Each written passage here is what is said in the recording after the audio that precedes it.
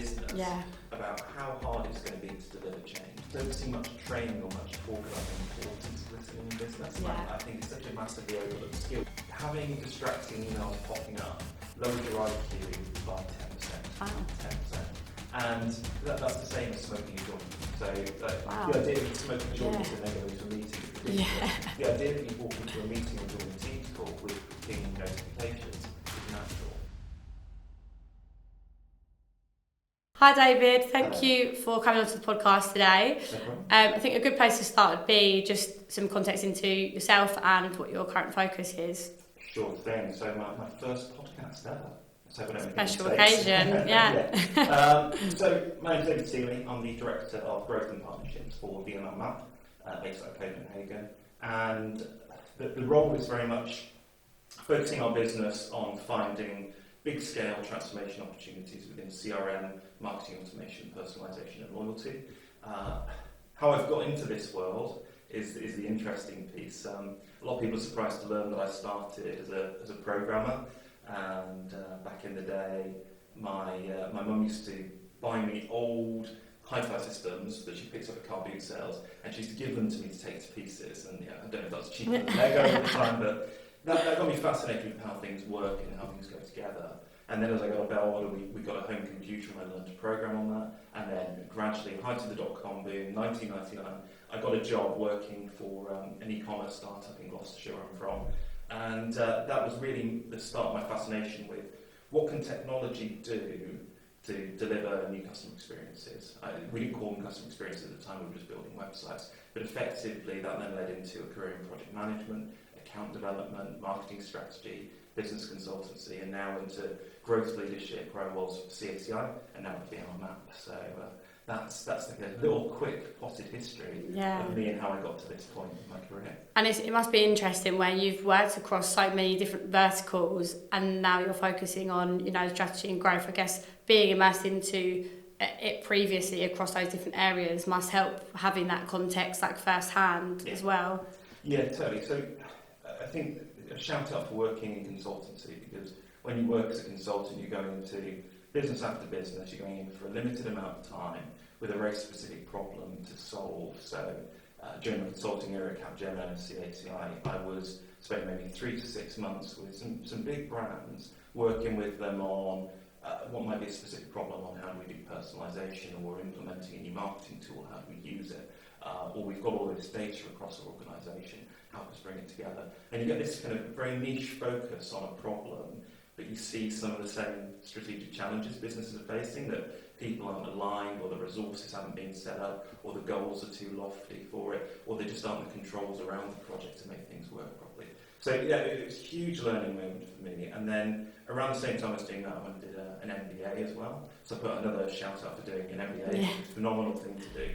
And that took me from having a very specific set of knowledge in technology and digital marketing to then expanding out and understanding how finance directors make decisions, how the economic situation of both the UK and the world impacts what we're doing in business, how we manage risk and operational process. A wide range of extra learning that came in that's shaped my consulting and also my thinking. I'm also a huge business book nerd, so we'll probably drop in a few titles to the podcast today. I love reading, so I feel like if I can come away from this with a few new books to read, then I'll be perfect. And then, so with regards to the balance between strategy and growth, how is that split focus-wise? Well, I think the two things are interchangeable, right? So if we take the idea of growth, and a lot of people are giving themselves growth job titles at the moment because it sounds a bit sexy, dare I say, than just sales. That sales has a bit of a bad rep of it's pushy, it's not focused on outcomes, whereas growth feels more holistic, it's more about the entire organisation. To do growth well, you've got to have almost two horizons you're looking at, one of which is short term, there's going to be sales targets you need to hit, and those sales targets sit within a sales target, a goal that you've got to do for the organisation.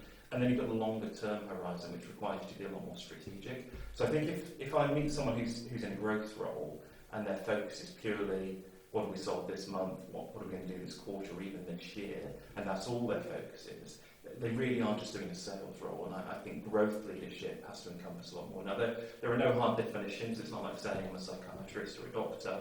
There's very clear legal bounds of that. If you say you're in growth, there's no legal bounds. You can do whatever you want, right? For growth to work well, in my opinion, it's got to cover proposition development, which is strategic. We're thinking about the long term. It's got to cover partnerships, who we work with and can generate business with. It's got to cover account management, so how we're growing the book of business we already own. It's got to cover marketing, so how we're getting that message out into potential clients and existing clients to say this is where we are, this is where we're heading.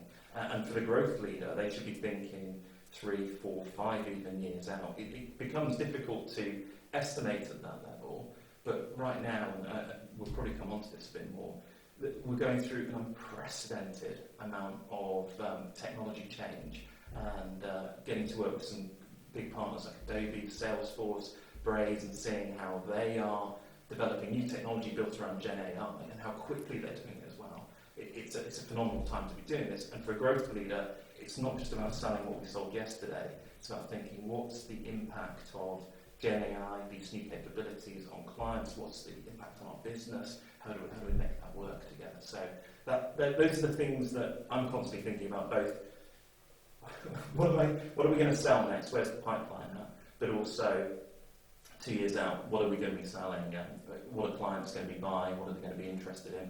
Gen AI, is it going to be as hyped as it is, or is it going to be this trough of disillusionment where we all stop caring about it? Yeah.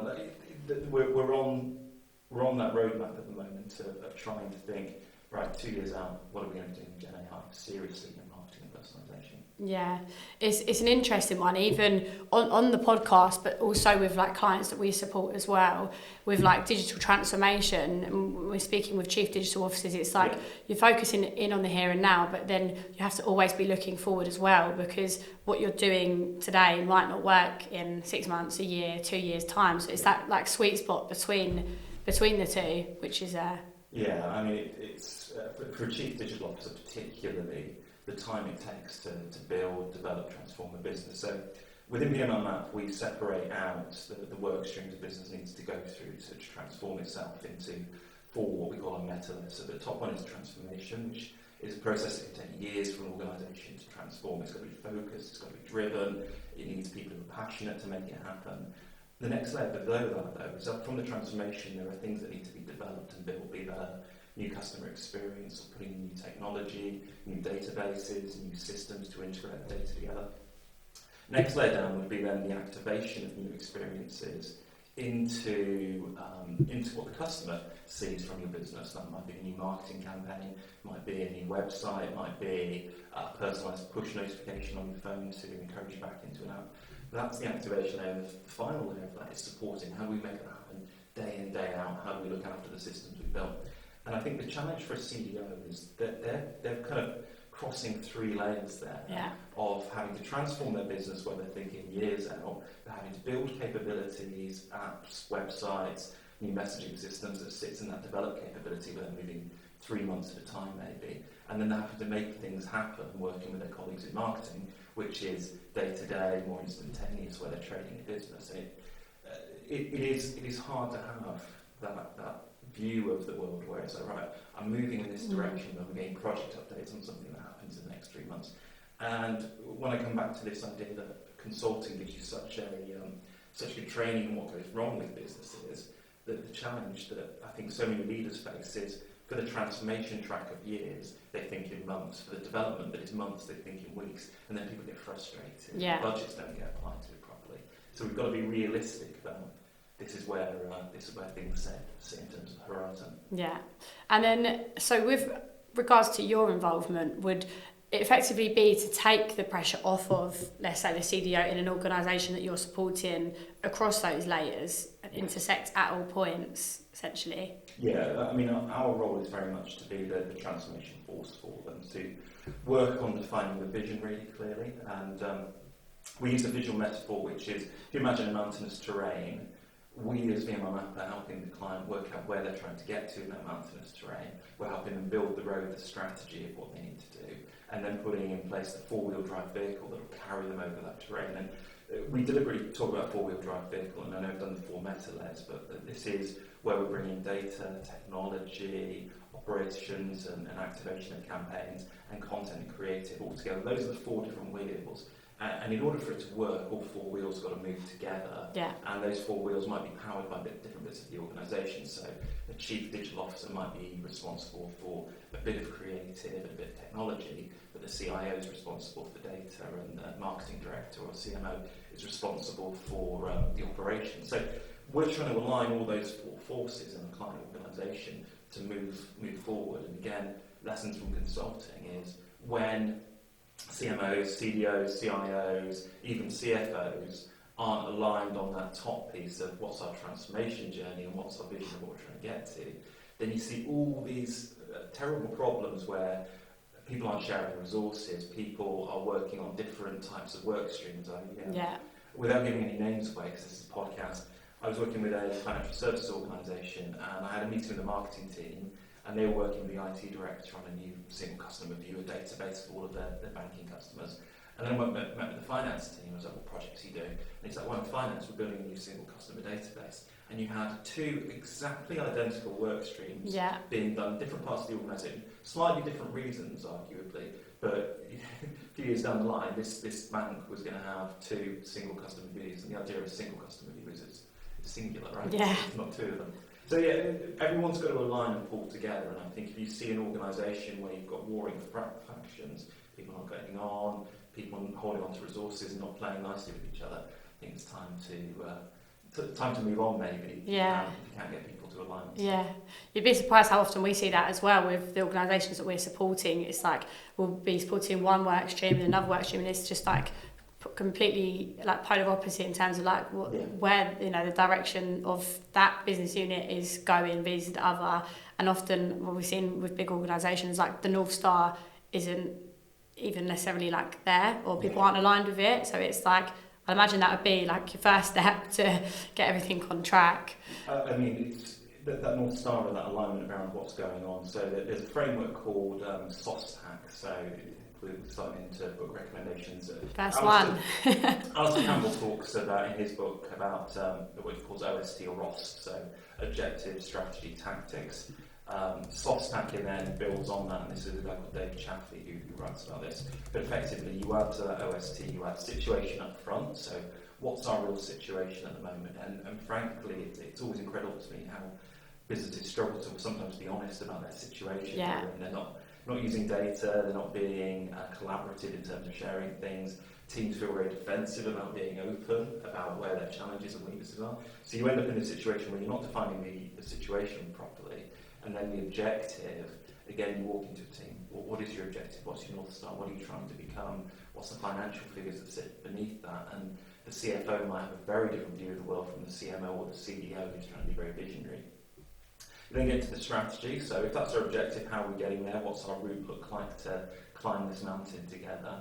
And then the tactics are where we can start to think about things like the four-wheel drive of let's get our technology, our data, our operations, and our creative and campaigns all aligned and working in unison together. So that's the observation is you've got to find a way of getting everyone united on that kind of North Star of where they're heading, that vision, and then start to hopefully get people playing nicely. Communication's key to that. Yeah, for sure. And you do notice that, I guess, the higher to the top you get, sometimes the more reserved people are, like you say, and it's like, if you're not sure of the direction that you're going in, or you might be doing things wrong, it's like okay to, I guess, like address that, and because that's how you then be able to like identify and unfold those challenges to then obviously put them in, like, the solutions into practice. But I mean, I get it, because I think we've all been in a meeting where maybe our numbers aren't as good as they were, we've not done an action that we were meant to do, and nobody likes to be called out in their settings of feeling I've not done what I was meant to do, and everyone else has worked really hard and done their bits, got college coursework again when you're working as a group and someone is carrying the entire load for everyone else. Within the kind of culture of businesses, you need to be building up this kind of dynamic, real honesty about what's going on and what needs to be done. I'll do a second book recommendation, a very old book actually called No Silver Bullet. I can write which, get them down.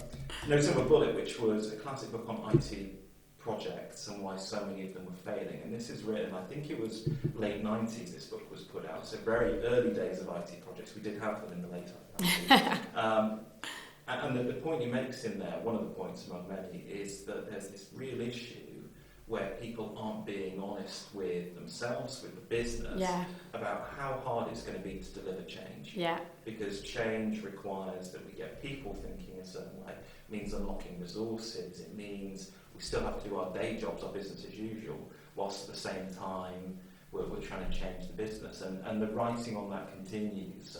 So the second and third book recommendations, an author called John Cotter, who wrote a book called Accelerate, and it still is a problem. So we've got a book late 90s, IT projects to issue. We've still got issues today delivering change in business. And even in the era of Gen AI, Salesforce, I went to one of their presentations partly today, they were talking that a lot of Gen AI projects are starting proof of concepts in business, but they're really struggling to get from being something that's trialled in one business area. Hey, we've done this cool thing in marketing, we're using Gen AI, did it in one campaign, so right, great.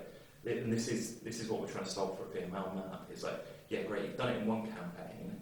How do you do that in 1,000 campaigns a year across 50 different markets in 30 languages? How do you reach that level of scale with this stuff and still maintain high quality standards, know that you're within GDPR guidelines, that you are protecting data, you're not being creepy with customers, you really are delivering a human experience? And how do you do that when you've got 50 million global customers? It's really, really hard to graduate a project from being something you've tried in a little isolation, a bit of a bubble, to then saying, right, the whole organisation is changing this way.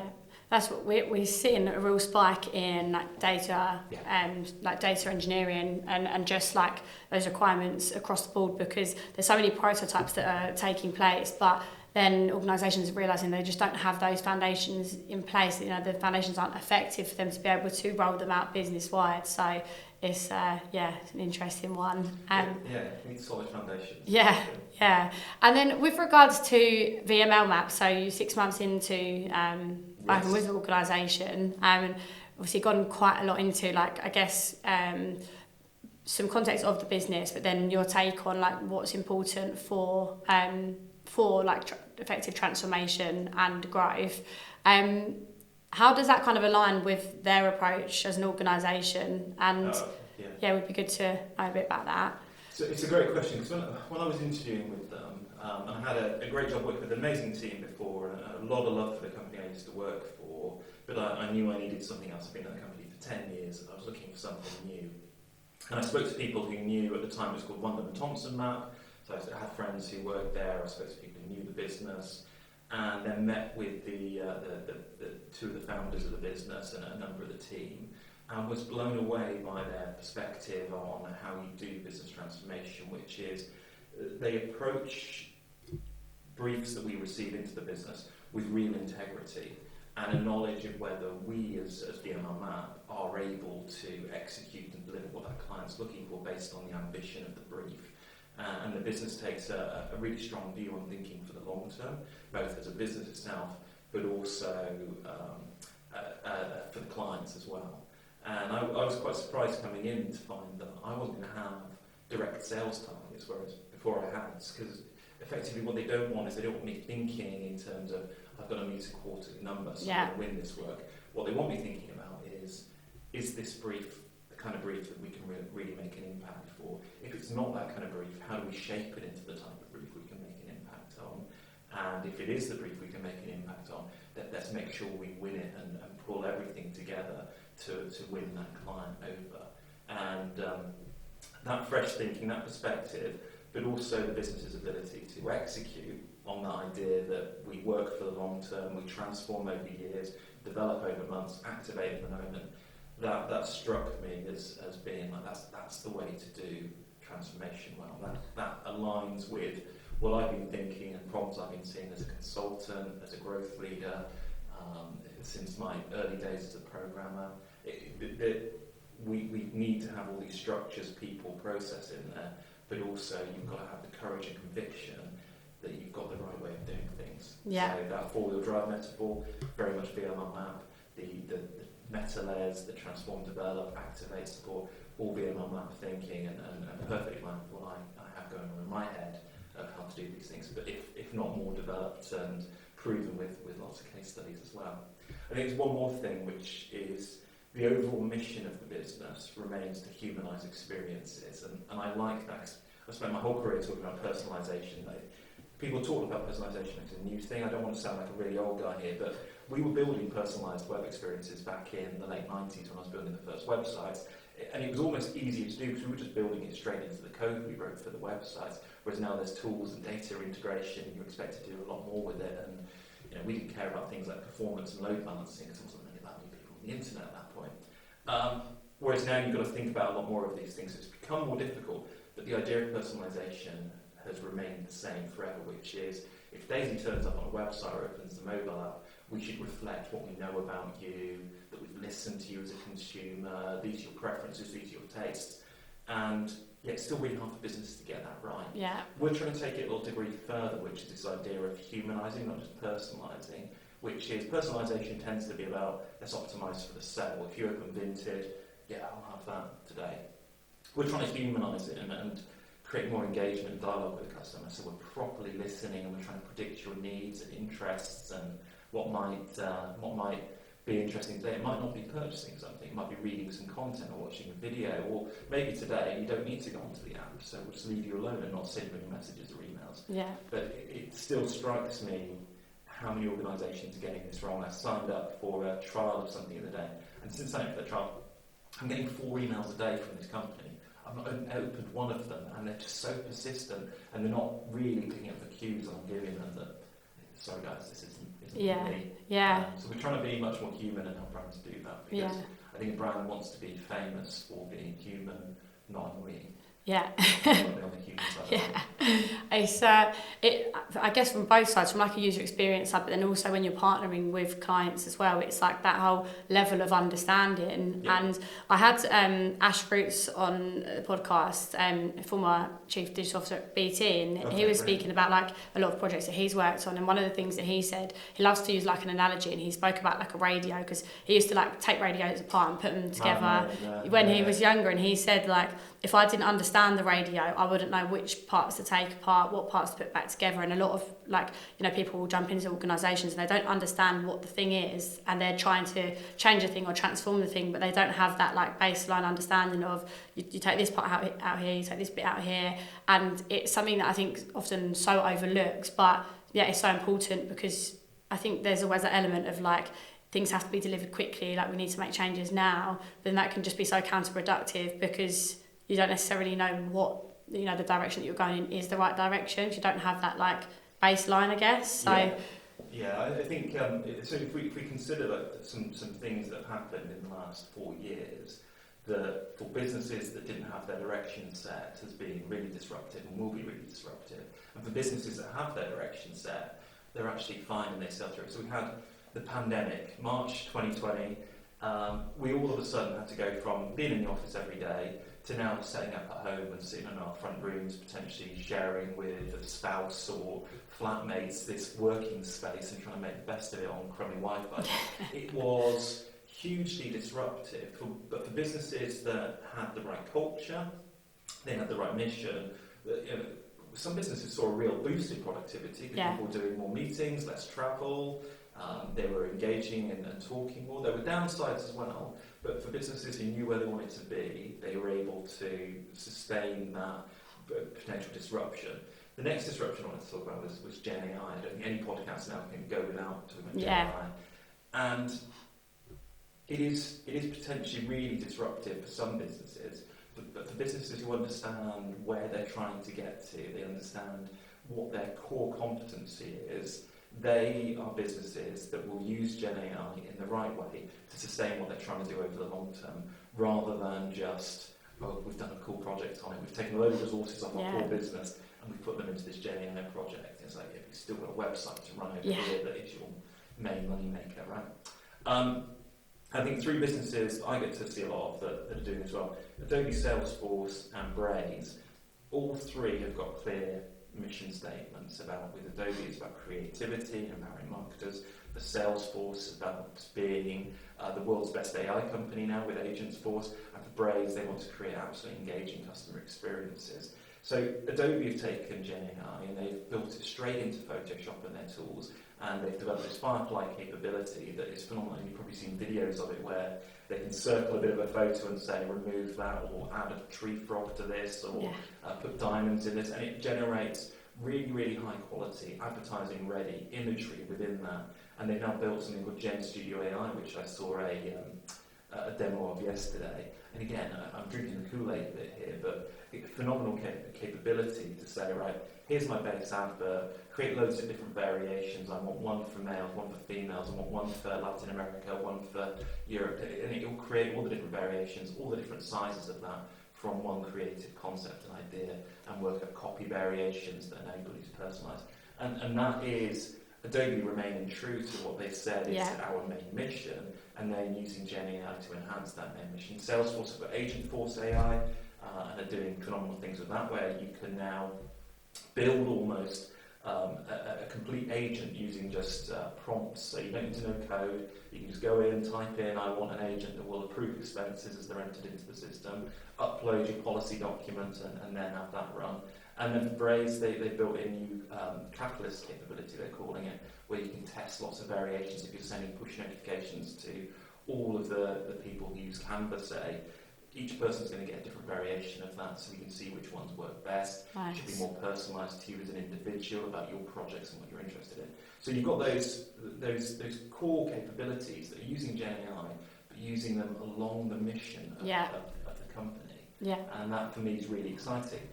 The disruptive principle becomes, as an agency who is supporting clients using those tools, I need to help clients use them well, because yes, you can build an agent using just prompts and write in English and say, I want an agent that will do this. But what we're thinking about as VML Map is, right, okay, how do we do that at scale across the globe? How do we say, I want an agent that will work out when to send communication to this specific customer? We need to work out within that how we manage data, how we manage the bigger campaigns that come over the top of it, summer, spring launches, autumn, winter launches. All of that happens at the same time that AI is running, so how do we balance those two things against each other operationally? For Adobe, if we generate 1,000 different variants of copy and adverts, how do we check each one of those to make sure, yes, that we haven't got languages wrong, that we have used appropriate imagery, that it's all checked and okay. So we're thinking always about the scale challenge of Gen AI. So yes, you can do it for one use case. We're interested in how you use it for every use case in business. And it's balancing the two, right? Because long term, I guess, like vision and focus, strategy and growth is always, probably most important. But then it's like that face off between like the short term like focus as well. Yeah. And it must be quite challenging with organisations where they want to do things right here, right now. So how do you balance the two? I don't know if I've got a good answer for that, because I think businesses need to assess what's right for them in terms of doing things right here, right now, versus doing things over the longer term. I think you've always got to keep that view on, coming back to the point you made about having the North Star, we've got to maintain that vision of where we're trying to get to. But if we're doing a short-term project and trying to do something rapidly, we just need to have to work out how to do that safely. Yeah. So going again, a bit of a history lesson in IT change management. There was a focus within a number of books that was like, you need dual speed operating models for different functions. So IT, you need your IT function that looks after the network and servers and those things. And then you need your digital IT, which is rapid, fail quick, all of those things. And the challenge that there was with that is if you've got a team running too quickly and they think they can circumvent procurement rules, all of the stuff that is seen as really boring IT stuff, then you get problems, you get data leaks, you get security, you get patches that aren't applied, you get systems that are built for a trial that end up being used in the mainstream and they're not capable of doing that, and you end up with a messier organisation through it. So do stuff in the short term, just do it well, and make sure you're not creating risk in the business of having built something that that potentially gives away all your customer data by accident. That's the main thing I'd say. Yeah, because you do get a lot of leaders that want to be disruptive, obviously, in the best ways to drive the business forward and to to take their digital journey further, quicker, so they get ahead of competitors, whatever it might be. But it's just doing it in the right way so that you're not actually ending up, I guess, behind to where you need to be. There's useful disruption and there's unuseful disruption. I think that's another thing that pulled me in with VML Map, which is this idea that imagine like a matrix of people being nice and people being competent at their jobs and motivated. All the people I've met within VML, which is 30,000 people, so not everyone yet, the VML Map, they're all in this top quadrant of being super smart, super motivated and super nice. And I think you can get people who are super smart but not always super nice in that disruptive space who actually create a lot of all big problems within organisations. And there are nice ways of pushing forward a change agenda: communication, clear objectives, communicating well with other people and listening to what they're saying. And then you've got people who come in and they try to rush on, everything's awful, I've come in as the new C whatever O, and what you've been doing is awful and rubbish, and I'm gonna take over and do it better. So people who come with that attitude, it's so disruptive and upsetting for business, particularly for stakeholders who are already in that function and business, and are being told that all their work they've done is awful. Yeah. So do you have to work with leaders to kind of I guess those stakeholders that might be disruptive but not in a nice way, to almost broaden their horizons, to kind of consult them in a way where it's the way that you're managing right now isn't necessarily effective, or is it more so just stick strictly to the program as opposed to, I don't know, it might be management style that's a huge issue in an organisation. Is that something that you would bring to light with them? We're fortunate that our customers, our clients don't seem to fall into that gap of being intelligent and not particularly nice. We've got nice clients who are very intelligent, so I've not really come up against that. I don't know if that's the agency's place to do it. I think where the agency plays a role in that, though, is as consultants, you can come in and consult across the broader organisation to make sure you've got a true picture of what's going on in that business, and talk to everyone. And you should talk without judgment, and you should listen without judgment to what people are telling you is happening. And then if you can do that and distill that back into a strategy paper that you give to the business, then people should recognise their views and an honest, we use that SOSTAC model again, an honest situation analysis of what's going on in the business, very clear objectives of where we're trying to get to and how we're doing on those objectives, and then a really clear strategy and route forward. And then the tactics, which is the T within SOSTAC, the actions, the A, and the C, the controls of how we make sure everything's done properly. Those all fall into place, and people are more likely to pull behind it than if one person comes in and says, here's my strategy, you lot need to toe the line with this. I think the role of consultancy is to get an organisation bought into the change. And you mentioned it a few times with regards to being a good listener. I know we had a chat beforehand before the podcast around the importance of being a good listener, it'd be interesting to know from your side how people can become better at listening, because I think it's something that often probably can be overlooked, and maybe people don't necessarily realise that they might not be listening as effectively as they can because they just want to maybe get out what they want to get out because they think that way is the right way. Would be keen to hear your thoughts on that. Well, I'm kind of aware of the hypocrisy of this though, because I'm going to be talking about listening on a podcast from I'm going to be doing most of the talking. A listening podcast may not be a great listener.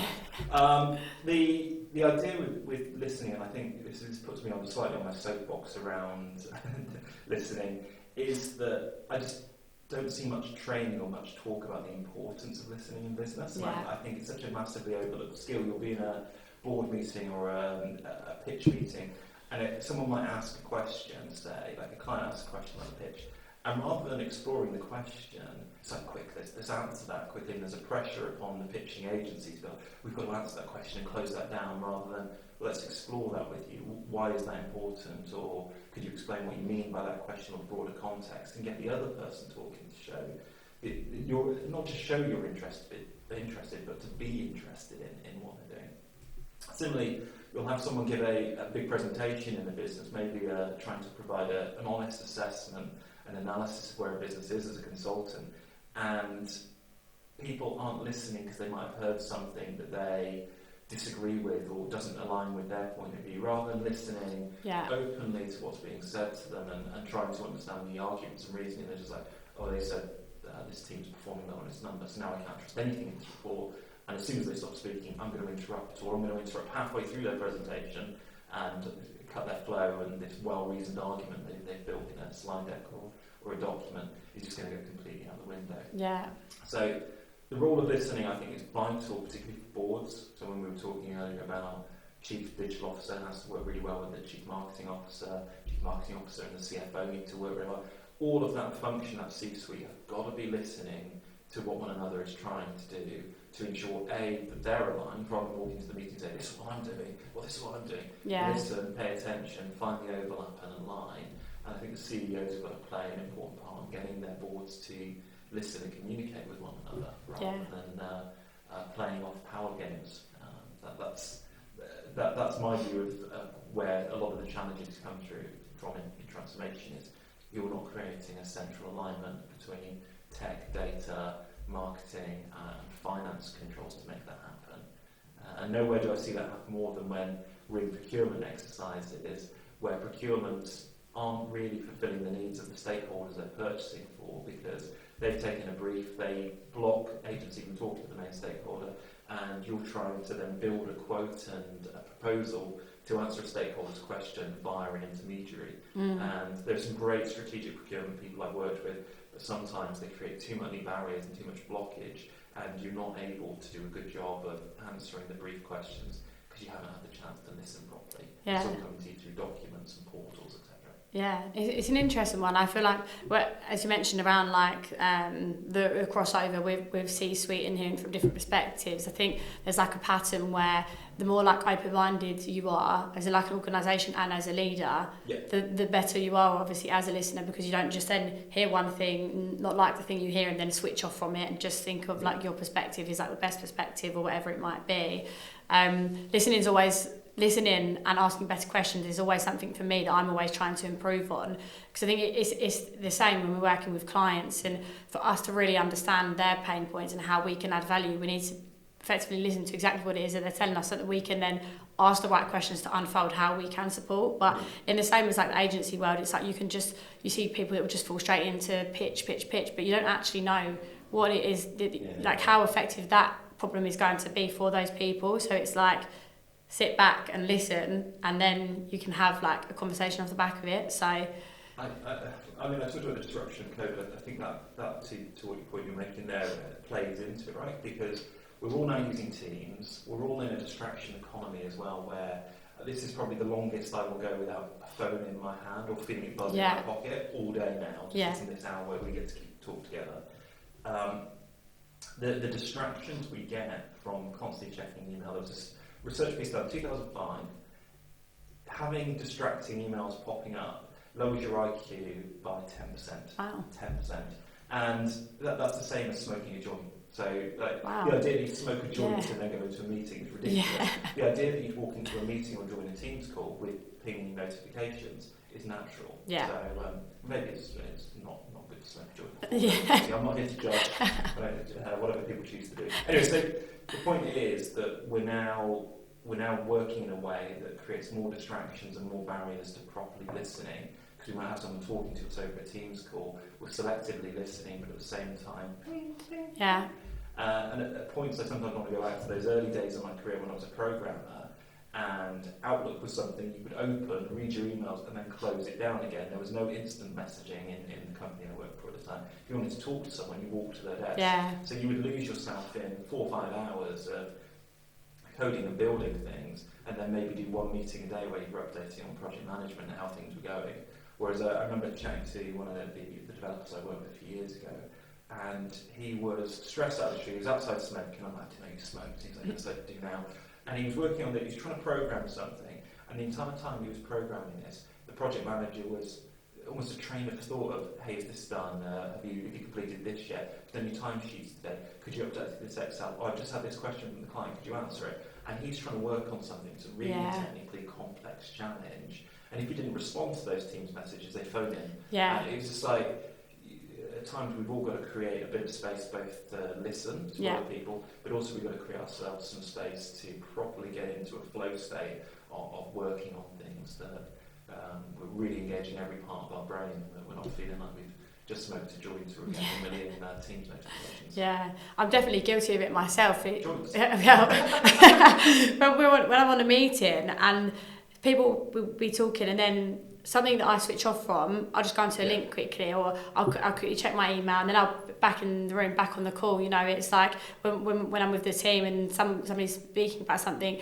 I'll just quickly go onto my Slack and respond to a message, and it's like you don't realise that you're doing it. And I think probably 99% of people do fall into that trap. But if you just focus on like being present in those conversations, I'm sure there's always important things that you probably miss out on, but you don't realise because you just subconsciously switch off from it. Oh, totally. That's some of the pressure of working now, isn't it, right? You're expected to be responsive, engaged, even if you're in meetings all day. Yeah, and I mean, any book recommendations on listening? I can never say the chap's surname, but there is a book on flow, which is a really great read about what it means to get into flow state. And I was with, so VML Map is part of VML, 30,000 people. Then we've got WPP, the larger agency we're part of, and WPP is building WPP Open, which is effectively an operating system that marketing and marketers and marketing teams can use to engage us as an agency, whether that's a media agency, CRM-specific agency, commerce agencies, SEO, whatever service they're taking from us. Open provides a method to do that. And they've created some amazing AI-driven tools now to do train of thought, flow state analysis of creative ideas. You might have a brief that you're working on, and then it brings up a canvas and you can start exploring that idea, dropping in some creative concepts. Nice. It builds that out into this big brief that then you can pass into other tools and pass the marketing agency to execute on. And I love that kind of way of actually helping us now in a world where we're more distracted by our phones and instant notifications and the way of working than ever, that if we can use some of this technology and the things we're used to dealing with day to day to actually get us into a flow state where we can design, be creative, think about the big ideas, that's important work to be doing. Yeah, for sure. Probably getting a bit off topic, but I'd seen something online about like TV programs these days, so like Love Island, for example, and like dumbed down TV, and it's so popular because it's something that you can watch whilst you're sitting on your phone and on your laptop at the same time, and it's like it puts things into perspective, doesn't it? It makes you realise that it's like most of the time people aren't just tuned in to that one thing. It's like there's always those distractions and that balancing of others. We're all guilty of it. You know, like I've got a TV program on I'm really interested in watching, and yet I find myself on Instagram scrolling through it. And I've never been addicted to anything in my life before, and then I was like, I think I'm actually addicted. So I've now taken all of the Facebook and Instagram off my phone because it was just too easy, and I find myself on it, and I'm like, I don't even remember opening it, or what was the trigger to open it. So another good book recommendation actually I'll throw in is Atomic Habits. Yes. And that talks about this concept that we get a cue of something, then we get a craving to do it, then we act on that craving, and then we get the reward, the dopamine hit. And I think Instagram, Facebook, we all face this challenge of like, right, something's happened that's given us a cue, and that cue might be I'm sat on the sofa and I'm relaxing, so that's my cue and creates a craving to have a scroll through Instagram and see what the Kardashians are up to or whatever. That and then that gives us a nice feeling of, oh, this is really interesting, and that reel's funny, and we're entertaining ourselves, but we're lost in hours of scrolling through nonsense, really. Yeah, I read The Power of Habit, which I think I started reading Atomic Habits recently, and it refers to studies from that book as well. So it's an interesting one. But I had to take TikTok off my phone because it'd freak me out the fact that I'd go on it and all of a sudden I'd be on it for like half an hour without realising, and then I'm like, whoa, this is too much. But this brings us back to that humanisation idea beyond personalisation. Personalisation is getting you into the app again. I think humanisation is about showing a bit more concern for the individual to say, you've looked at enough now. Yeah. And historically, when we were scrolling through things, you'd get to the end of a page and you'd click, right now I want to see the next 10, whatever it might be. Yeah. Whereas now you can just, I don't know if anyone's ever completed TikTok and got through the whole thing, but I doubt it. I mean, the amount of content we produce makes Yeah. it impossible to do. That might be a good little thing to look into, but yeah, it doesn't make Can you complete TikTok? Can you? Yeah, I'll have to ask ChatGPT after this. But no, that's really interesting. And then I think, to kind of move on looking forward, obviously recently joined the organisation. I'm sure 6 months has probably felt like 6 weeks. It's been super quick. Yeah. What's the sort of future looking like for you within the business, and where do you see the direction of VML Map? Yeah, I mean, at the moment I'm still finding my feet very much. Hopefully nothing I've said today will get me fired, but I might be coming for a job soon if it does. The whole thing at the moment is I'm settling myself into the organisation.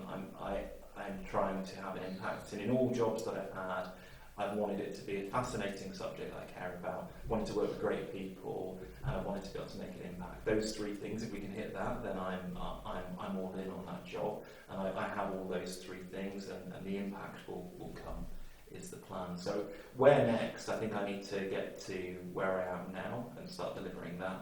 The bit of me that's that's the immediate horizon. The long-term horizon, which is the full loop back to where we started, is to be looking at things like what's the impact of Gen AI, what's the impact of Salesforce Agentforce on our clients, where are we heading next with Adobe and what they've developed in terms of their technology, how is marketing operations going to shift and change in the next 3, 4, 5, 6 years. Like, we have to think about these things on that horizon, because you've got to hire, you've got to train, you've got to enable people in technology, you've got to build processes around them.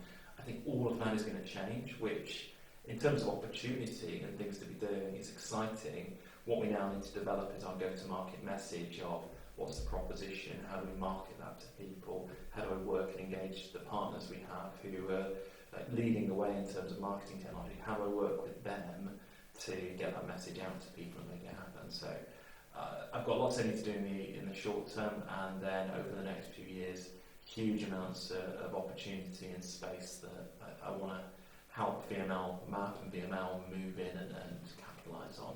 And I'm not alone in that initiative. We've got a good 1,200 people in VML Map spread around the world, from everywhere from Costa Rica to Copenhagen, and then within VML itself, another 30,000 colleagues who are in that top quadrant of being super nice people, super intelligent, super motivated, and I believe we can make it happen and do it for some really, really cool brands as well at the same time. Yeah, sounds like an exciting time, lots to do. yeah, goodness, loads to do at the moment. Yeah, definitely won't be short for work then, by the sounds of things. No, that's, coming on this podcast is so useful for me, because it forces that thinking process about actually where is the future, where am I heading. So I appreciate the questions you put to me today. Yeah, thanks. I really enjoyed the conversation. I've got a whole list of books to read after this as well. So I only got through about half of them as well. I have to send them to me after.